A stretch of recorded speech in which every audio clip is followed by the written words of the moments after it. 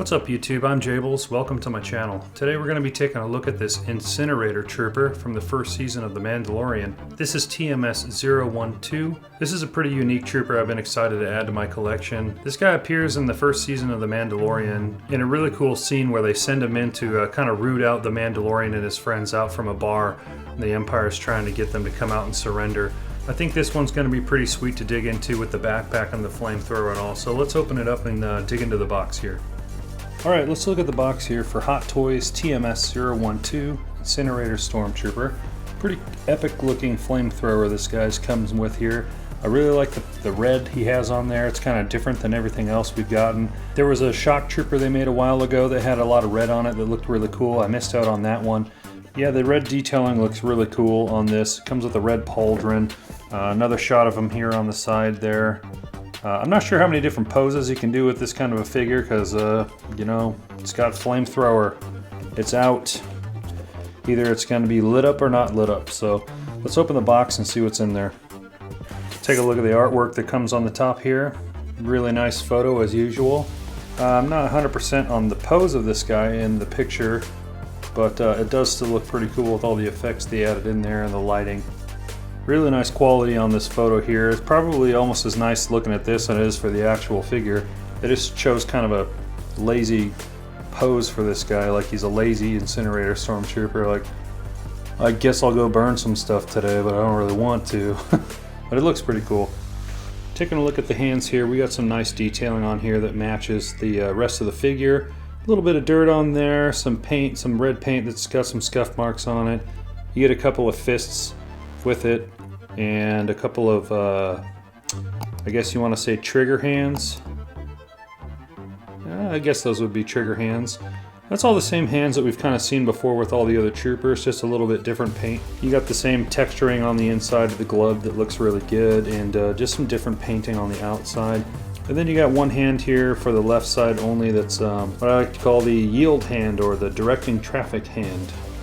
First thing I noticed about this figure when I was opening the box is this thing's got some weight to it. So these things are actually, they're not light. They're pretty heavy here, but let's look at the backpack here. You got some nice tanks that go on his back for holding the incinerating fluid. Pretty cool. Some nice little knobs at the top. I like the detailing on this. You got the Imperial symbol there in red. Looks cool. Just kind of straps onto him like a school backpack there. Hopefully that won't be too hard to put on, but this is cool. I like the detail on all this. It's different. This is different than any trooper that we've gotten before, so I really like all this. It's going to look cool on the shelf, I think. I wonder if this is where the hose goes. We'll find out if there's anything that plugs into this in a second here. Now here's his flamethrower itself. It's pretty beefy. It's got a lot of weight on the front end of it and wants to hang down quite a bit. It looks really cool. I like this a lot. It doesn't have a lot of weathering or zero weathering effects on it, so this is a brand new weapon. Even though his armor's kind of scratched and beat up, I think the weapon that would be scratched and beat up too, but that's not really a big deal. It looks really nice though. There's just a slight amount of browning or detail, like right on the end. You can kind of see like around the edge here. Just a little bit of paint, but the rest of it is pretty clean looking. It looks pretty crazy. I'd be pretty scared if somebody was pointing this thing at me. Now here's the flame effect that it comes with. It's just a big ball of fire. It looks really good though. This is kind of similar to the other things that we've seen for the jetpacks or the flamethrowers with the Mandalorian and whatnot, but it looks really cool. Let's put it on the gun, see what it looks like. Now it's got two pieces on the bottom here that are going to hook into the gun also, like this. And that's, I think, where the flames come out on the bottom too, right there. And probably the fuel comes out of the middle and catches on fire as it shoots out. Looks pretty cool. Pretty awesome looking. Used to be about 3 times as long, and then it would be really epic. But still pretty awesome. I think this is the fuel line that comes with it here that hooks from the backpack all the way to the gun. So we'll get that hooked up once we get the figure out here. So what we have here is just basically a basic Stormtrooper that they've added some paint to and added this red pauldron. The pauldron looks really awesome. It's got a good shape to it. It's got this sharp edge on the front, kind of curves back.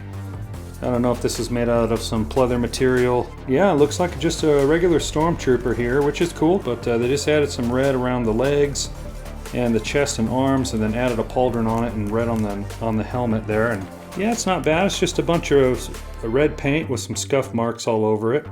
Other than that, there's a tiny amount of detailing on the helmet and around the edges, just a little bit of dirt.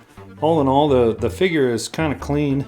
It's not like a super dirty looking, grimy figure. Looks awesome. Oh, I forgot to take the pieces of plastic out of here, but I think you got to take the feet off to get those out. Let me see. Yeah, you just pop the foot off like this, and then this piece comes off, and then you put the foot back on. All right, there we go. His feet has some pretty good movement on the ankles. It's just a single joint. It doesn't have a full boot. It just has these kind of shin guards laying over the legs. Decent enough amount of movement on there where I think you can stand them pretty good. Let's check the legs. Yeah, you don't get a lot of forward movement with this guy. Just like the Remnant Stormtrooper we did last. Probably going to be the same exact amount of movement that he's going to have. Not a lot on forward and back on the thighs. Single joint knees, so pretty decent movement back and forth on the ankles and the knees, but you know, it's not the best.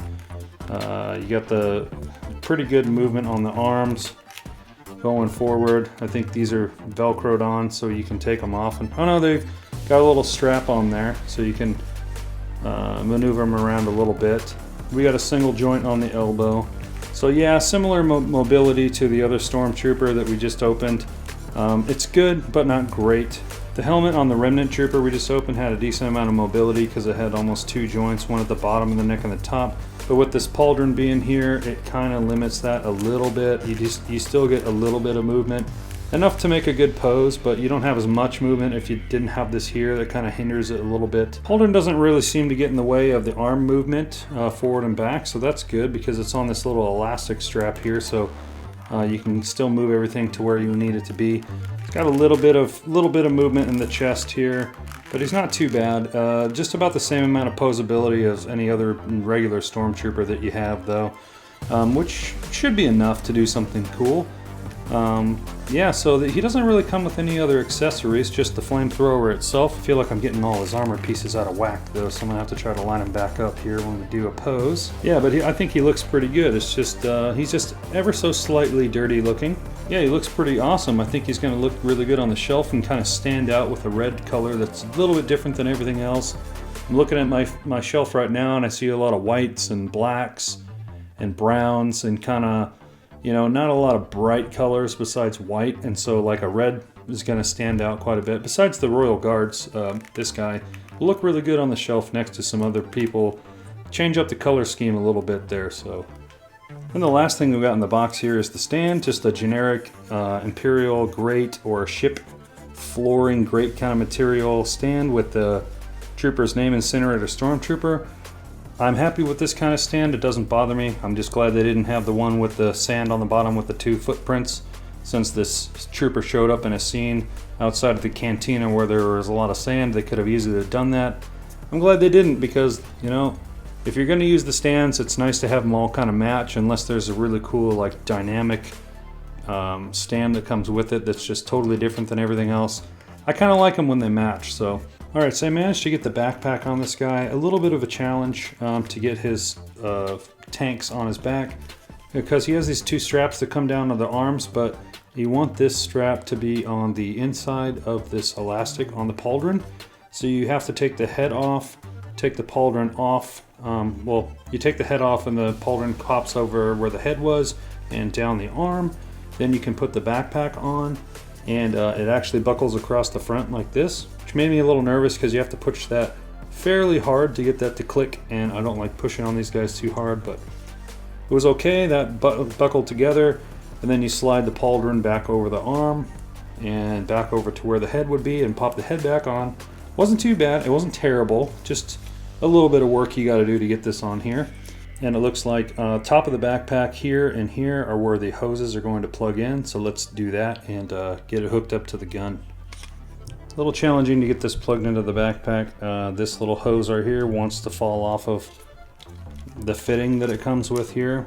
I'm not really sure what angle these are going to go yet, but this one is really loose and just comes off. So I might try to, once I figure out what angle that's going to go to, I might glue that back in. This one seems fine, but that one is a little way too loose. I don't think it should be coming off like that, but maybe it's supposed to be able to rotate around freely, so we're going to leave that like that for a second. And it looks like the other end right here just has this slot in it right there that you can see. Sorry about the focus here. And that's just going to go into that slot on the gun right there. So that's pretty easy getting that in there, and it makes it look like a nice seamless line feeding the fuel into the gun there. So now that I got this all together, I'm going to get him into a couple of poses here and see if he looks cool or not.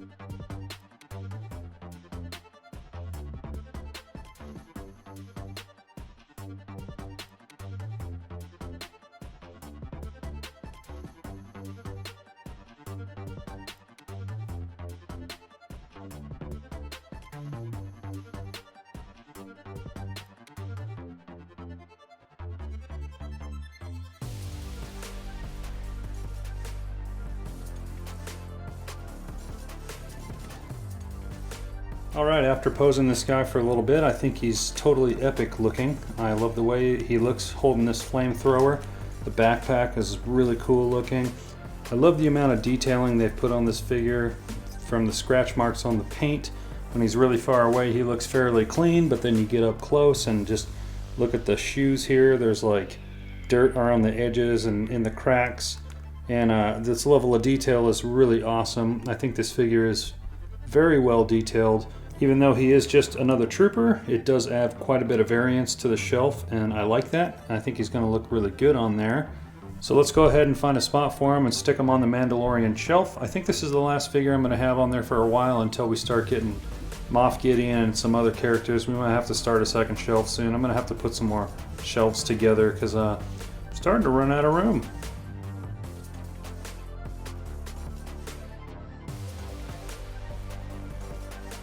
Alright, so here's the Incinerator Trooper on the shelf here. I think he looks pretty good sitting back here with all the rest of them. I removed the Sand Trooper from A New Hope that was sitting back here, and I moved him up to the top shelf. I'm kind of doing A New Hope figures only on the top shelf there.